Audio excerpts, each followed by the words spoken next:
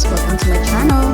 Please don't forget to subscribe and share. And also, please don't forget to like. It would surely help our channel. Happy reading!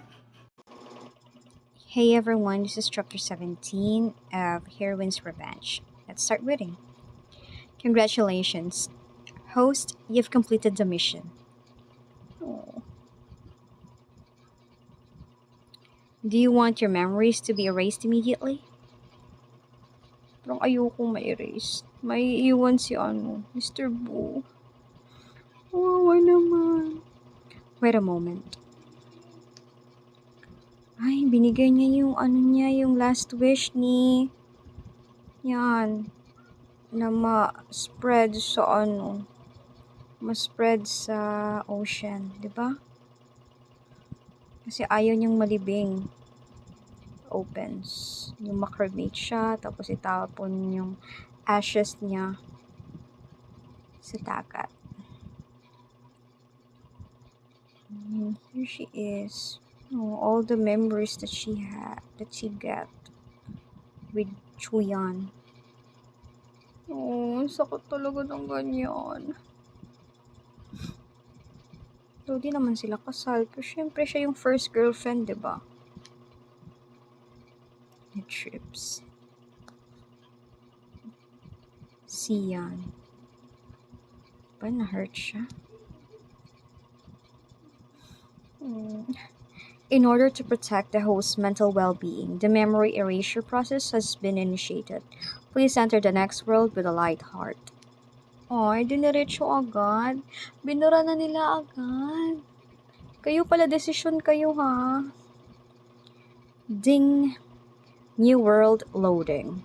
Oh, naman siya sa new world. Ano ba yan? Splash. Huh? Bago pa lang, basa agad.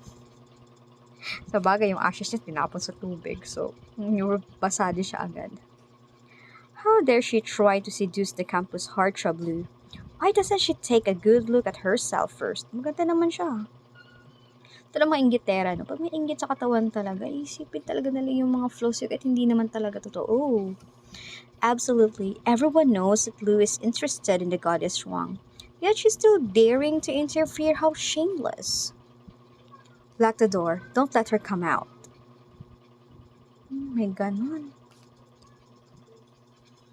7. Show me the basic information about this world. Oo nga, nagugulat ka na lang, bigla ng basa. Shu Shuang, the elder sister, older pala. Ru Xing, classmate. Chu Yan.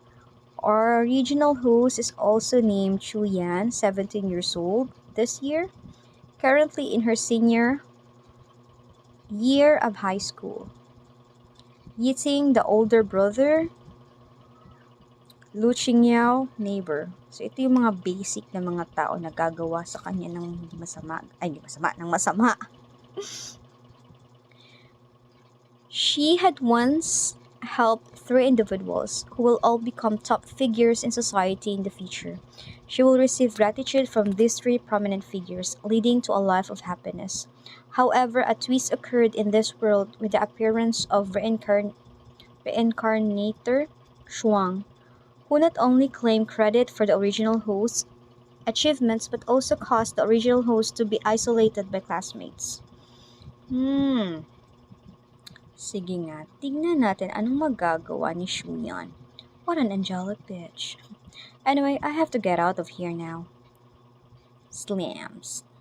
Is anyone out there? Is anyone here? Who's banging on the door in the ladies' room? May nakarinig. I'm trapped. Could you please open the door for me? Okay, so sino kaya makabukas niyan? Who would that be? And who are you? I think it's a man. Yeah.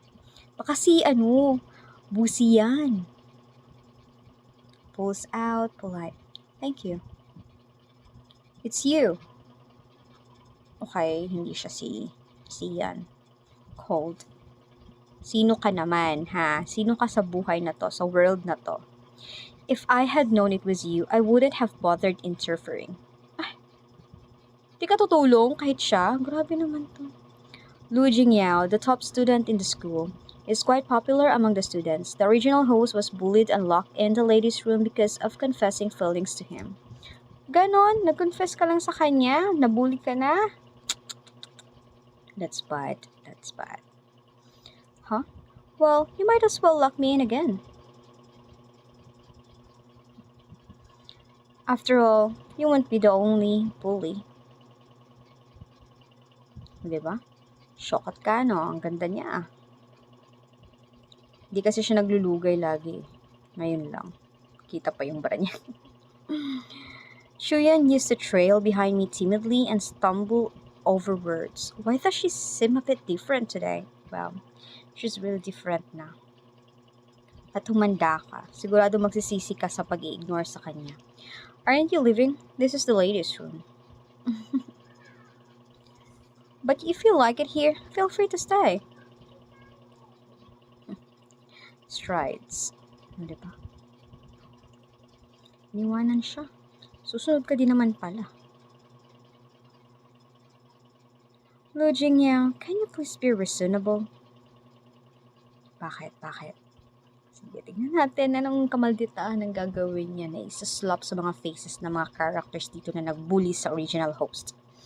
We live in the same building, same floor, and same apartment complex. I take this road to go home. How is that harassing you?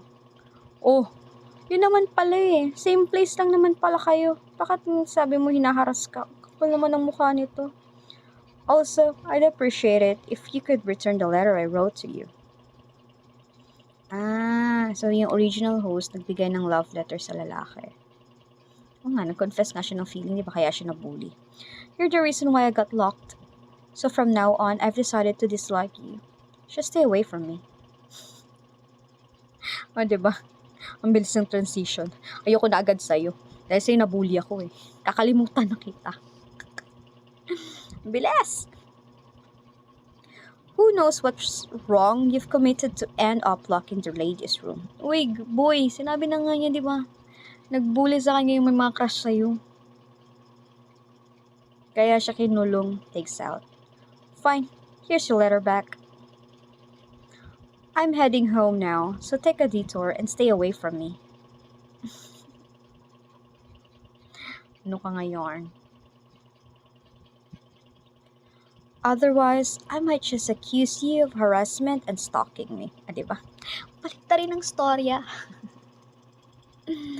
Para naman di pa mukha sa kanya. Wala siyang pake sa'yo. You. At the juice place. Okay. Sino nga ulit yung Chu? May older sister siya, diba? At siya yung reason bakit nabully siya. Taking a shower really made me feel alive again. Yan, you're back. Pauses. Ito yung angelic bitch, no? You didn't come home for lunch, so I left some food for you. Diba? Kala mo ang bait-bait, ano? Don't you know why I didn't come home for lunch? Turns around. Your brainless supporters at school cornered me in the ladies' room. Was it that you're doing? Oo, siya si Shuang, diba? Siya yung sinabi nila na may gusto daw yung isa dito. At hindrance lang to si Chuyan.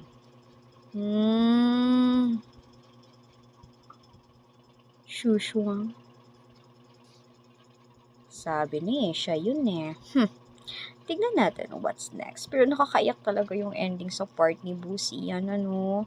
Anyway, this is a new story, a new chapter, or new generation, or new world. Bagong host na naman yung anuhin niya, yung igaganapin ni Chuyan dito. So we'll see what will happen, and I hope to see you in the next chapter, guys. And please don't forget to like and subscribe. Bye! Thank you for reading with me, everyone. Until the next chapter.